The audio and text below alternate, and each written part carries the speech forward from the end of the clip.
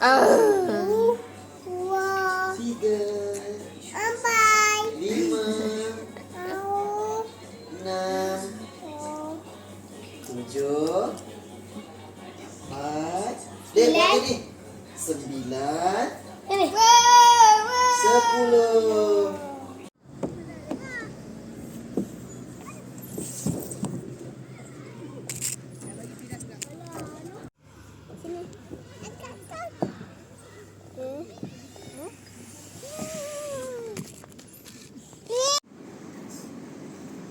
Kerja dah cakap. Abang suka tak pakai baju. Aku buat kerja panas.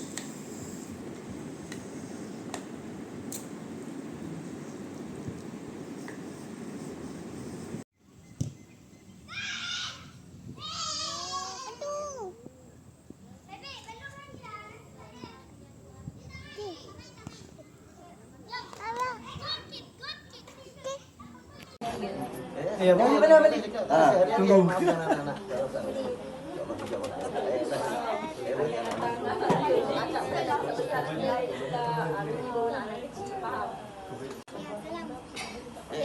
Jangan duduk ni. Tak hati-hati. Tapi kadang-kadang bila ni nak cakap. Adik tak boleh ngam. Saya kadang urus ada itu. Bukan ibu marah. Memang ibu nak panggil pegangan penerangan, nak kasih pelajar, pakai nama makin.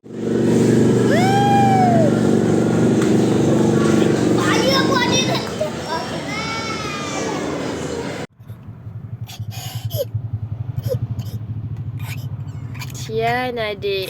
Ayah tinggalkan adik Ayah tak nak bawa adik Sian adik. Nanti kita petang-petang nanti kita pergi jalan, okey? Naik motor tau. Penat dia nangis. Sian nanti ibu belanja aiskrim. Ada nak aiskrim?